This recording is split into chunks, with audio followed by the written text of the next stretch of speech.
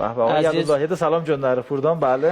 Əziz dostlarım ki, mənə umut veriblər. Ağay Əli Həsənpur, Ağay Məhəmməd Məxtum və öz atam ki, neçə illərdir musiqi ərsəsində zəhmət çəkiblər.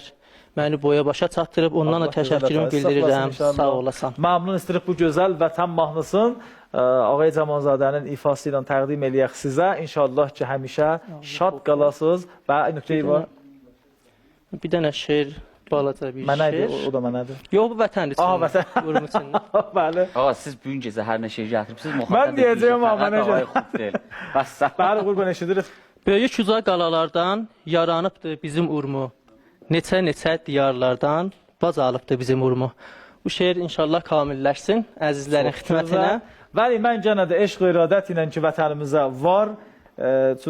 Söhbət oldu Məhəmməd Əşrəf və bərnamə Ulduz deyə yaşa İranda. Mən yenə də deyirəm, yaşasın vətənimiz, yaşasın İranımız. Bu gözəl mahnını təqdim edirik bütün vətənsevər insanlarımıza. Buyurun.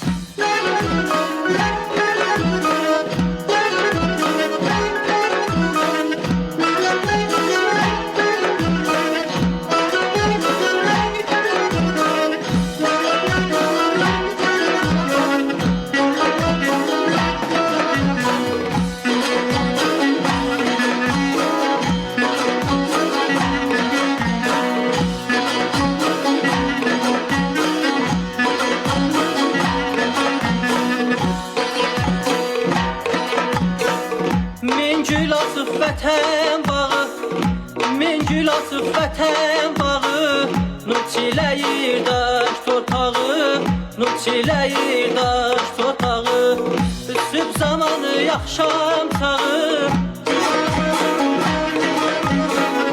sübh zamanı yaxşam çağı, gül açıb hər yan vətənim, gül açıb hər yan vətənim, gül açıb hər yan vətənim, gül açıb hər yan vətənim.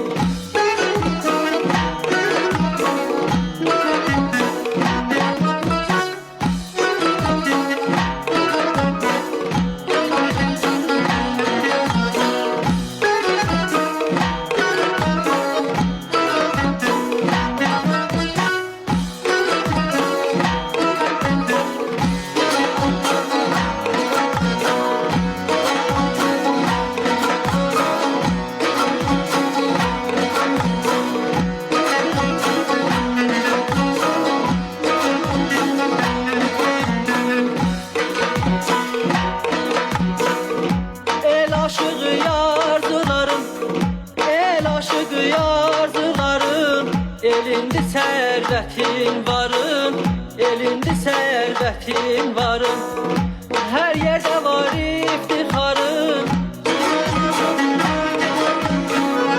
hər yerdə var iftixarın, dillərdə dastan vətənim, dillərdə dastan vətənim, dillərdə dastan vətənim, dillərdə dastan vətənim. Yerine yazdılar, sapalı bakbastanım var.